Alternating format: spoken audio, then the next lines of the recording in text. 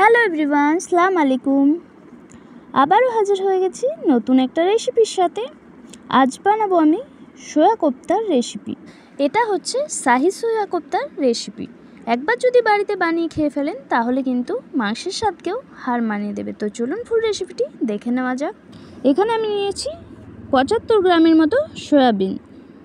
সয়াবিনগুলো পরিমাণ মতো জল দিয়ে ভিজিয়ে রাখবো 20 মিনিটের জন্য। এখানে 20 মিনিট পর চলে এসেছি, দেখুন কতটা নরম সফট হয়ে গেছে আর ফুলে উঠেছে। তো এগুলো ওই জলটা সমেতই আমি কড়াইয়ের মধ্যে ঢেলে দিচ্ছি গ্যাসের ফ্লেমটা হাইতে রেখে। তারপরে সব সয়াবিনগুলো জলের মধ্যে ডুবিয়ে দিচ্ছি, একবার ফুটিয়ে নেব, তাহলে ভালো করে সেদ্ধ হয়ে যাবে। এইভাবে রান্না করলেই কিন্তু খেতে ভালো লাগবে। তো এবার সয়াবিনগুলো তুলে নিচ্ছি, একবার ফুটে আসলেই, বেশি ফোটানোর দরকার নেই। দিয়ে বাকি যে জলটা ছিল সেগুলো হাতের সাহায্যে চাপ দিয়ে বের করে নিয়ে মিক্সিং জারে দিয়ে দেবো এই সয়াগুলোকে। এবার কোনো রকম জল ছাড়াই একটা পেস্ট তৈরি করে নিতে হবে। খুব বেশি একটা মিহি পেস্ট হবে না। দেখুন এখানে পেস্টটা রেডি হয়ে গেছে। খুব বেশি মিহি পেস্ট করার দরকার নেই, এরকমই থাকবে যেভাবে কিমা করা হয় সেই রকম। তো এবার দিয়ে দেবো দুটো ছোটো সাইজের আলু সেদ্ধ করে রেখেছিলাম, সেটা চটকে ভালোভাবে মিশিয়ে নিয়ে দিয়ে দিতে হবে। এটা গ্রেট করেও আলুটা দিয়ে দিতে পারেন, তাহলে ভালোভাবে মিশে যায় মাখানোর সময়। আর দিচ্ছি স্বাদ মতো লবণ, হলুদ গুঁড়ো 1/2 টেবিল চামচ, জিরে গুঁড়ো 1/2 টেবিল চামচ, ধনে গুঁড়ো 1/2 টেবিল চামচ দিয়ে সব একসাথে ভালোভাবে মেখে নেব, ম্যারিনেট করে নেব।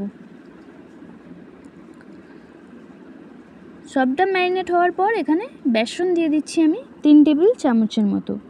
এই বেসনটা দিলে আঠালো ভাবটা ভালো হবে, আর যখন কড়াইয়ে তেলে ভাজা হবে তখন কিন্তু ছেড়ে যাবে না, সেটার সম্ভাবনা খুবই কম থাকবে। তো বেসনটা দিতেই হবে, তাহলে খুবই ভালো হবে।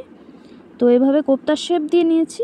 তারপর কড়াইতে রিফাইন তেল বসিয়ে কোপ্তাগুলোকে ভেজে নিতে হবে। তো তেলটা ভালো করেই গরম হয়ে গেছিলো, দিয়ে সব কোপ্তাগুলো এক এক করে আমি দিয়ে দিয়েছি। এবার ভালো করে চামচের সাহায্যে এদিক ওদিক করে উল্টে পাল্টে ভেজে নিতে হবে। খুবই সাবধানে এটা ভেজে তুলে নেবেন, দেখবেন ছেড়ে না যায়। তো এইভাবে সব কোপ্তাগুলো আমি ভেজে দেখুন তুলে নিচ্ছি। তারপরে এদিকে টমেটো আর পেঁয়াজ নিয়েছি। এই টমেটো আর পেঁয়াজটা ভেজে নেব। এখানে দিয়েছি 1 টেবিল চামচের মতো তেল, রিফাইন তেল দিয়ে পেঁয়াজ আর টমেটো আর এখানে কাজু বাদাম দিয়ে দিলাম, দিয়ে এগুলোকে ভেজে নিতে হবে নাড়াচাড়া করে কিছুক্ষণ ভাজা হয়ে গেলে হালকা যখন নরম হয়ে আসবে তখন এগুলোকে একটা মিহি পেস্ট বানিয়ে নিতে হবে মিক্সিং জারে। তো এগুলো এবার মিক্সিং জারে আমি দিয়ে দিচ্ছি, দিয়ে একটা মিহি পেস্ট আমি দেখুন রেডি করে নিয়েছি। এবার বাকি রান্নাটা করে নেব। তার জন্য এখানে 2 টেবিল চামচ ছোটো চামচের রিফাইন তেল দিয়েছি, আর দিচ্ছি আদা আর কাঁচা লঙ্কা পেস্ট। একটু বেশি জল দিয়ে আমি পেস্টটা করেছিলাম, তাই অনেকটা বেশি মনে হচ্ছে, তো 2 টেবিল চামচই দিয়েছি। তারপরে দিচ্ছি স্বাদ মতো লবণ, হলুদের গুঁড়ো 1/2 টেবিল চামচ, জিরে গুঁড়ো 1/2 টেবিল চামচ, ধনে গুঁড়ো 1/2 টেবিল চামচ। তারপরে ভালোভাবে মশলাটাকে একসাথে কষিয়ে নিতে হবে, যাতে একটা কাঁচা স্মেল থাকে মশলা সেটা যাতে চলে যায়। মশলাটা একটু ড্রাই হয়ে যাবে আর জলটাও টেনে যাবে, মশলা থেকে তেল ছেড়ে দেবে অলরেডি, তখন মশলাটা কষানো হয়ে যাবে। দেখুন এখানে মশলাটা কষানো হয়ে গেছে। এবার দিয়ে দিচ্ছি পেঁয়াজ, টমেটো আর কাজুর যেটা পেস্ট করেছিলাম সেই পেস্টটা দিয়ে মিক্সিং জারটা ধুয়ে সামান্য একটু জল দিয়ে এবার এটাকেও কষিয়ে নিতে হবে মশলার সাথে। একটু সময় ধরে মশলাগুলো কষিয়ে নিলেই কিন্তু রান্নার স্বাদটা খুবই ভালো আসে। তো এখানে ভালোভাবে কষিয়ে নেব। টমেটোটা দেওয়ার ফলে সামান্য জল ছেড়ে দেয়, তো জলটাও টেনে যাবে আর মশলাটা শুকনোভাবে একটা ভাজা হবে, তেল ছেড়ে দেবে মশলা থেকে। তো ভালোভাবে কষিয়ে নিচ্ছি আমি। অবশ্যই একবার এই রেসিপিটা বাড়িতে ট্রাই করে দেখবেন। তো এখানে দেখুন মশলাটা কষানো হয়ে গেছে, তেল ছেড়ে দিয়েছে আর ড্রাই হয়ে গেছে মশলাটা। তো এবার এখানে দিয়ে দিতে হবে পরিমাণ মতো জল। এখানে দেব আমি বড় গ্লাসের 1 গ্লাস পরিমাণ জল।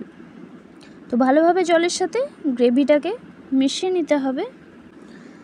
খুব ভালোভাবে মিশিয়ে নিচ্ছি আমি জলের সাথে। এখানে গ্যাসের ফ্লেমটা লো টু মিডিয়ামে করা আছে। দেখুন গ্রেভিটা ফুটে এসেছে। এবার দিয়ে দেবো 1/2 টেবিল চামচের মতো চিনি, আর দিচ্ছি গরম মশলার গুঁড়ো 1 টেবিল চামচের মতো। স্বাদটা কিন্তু খুবই ভালো আসবে চিনিটা দেওয়ার ফলে। অনেকটাই স্বাদটাকে ব্যালেন্সে রাখে। তো চিনিটা দেওয়ার পর আর গরম মশলা দেওয়ার পর ভালোভাবে একবার মিশিয়ে নিলাম নাড়াচাড়া করে। তারপর এখানে গ্রেভিটা ফুটে উঠেছে দেখুন। এবার দিয়ে দিচ্ছি কোপ্তাগুলো। এবার কিন্তু কোপ্তা দেওয়ার পর আর রান্না করতে হবে না, গ্যাসের ফ্লেমটা অফ করে দিতে হবে, না হলে কিন্তু সব গ্রেভিটাই এই কোপ্তাগুলো টেনে নেবে। তো এখানে কোপ্তাগুলো দেওয়ার পর ছোট চামচের সাহায্যে একবার কোপ্তাগুলোকে পাল্টে দিতে হবে, তারপরে গ্যাসের ফ্লেমটা অফ করে দিতে হবে। তো এখানে সব কোপ্তাগুলোই আমি পাল্টে নিয়েছি। এবার গ্যাসের ফ্লেমটা অফ করে রেখে দেবো কিছুক্ষণ রেস্টে। তো দেখুন আমাদের শাহি কোপ্তা একদমই রেডি হয়ে গেছে সার্ভের জন্য। তো এখানে দেখুন আমি ঢাকা দিয়ে রেখে দিচ্ছি। এবার সার্ভ করে নিতে হবে গরম ভাত, পরোটা, রুটি সবের সাথেই। খেতে কিন্তু অসাধারণ লাগে, সত্যিই মাংসের স্বাদকে একদমই হার মানিয়ে দেবে। এই রেসিপিটা একবার যদি এইভাবে বানিয়ে খেয়ে দেখেন, বাড়ির সকলেই কিন্তু খুশি হয়ে যাবে। তো আমার চ্যানেলে নতুন হয়ে থাকলে নতুন বন্ধুরা অবশ্যই সাবস্ক্রাইব করে পাশে থাকা বেল আইকনটি প্রেস করে দেবেন। আল্লাহ হাফিজ।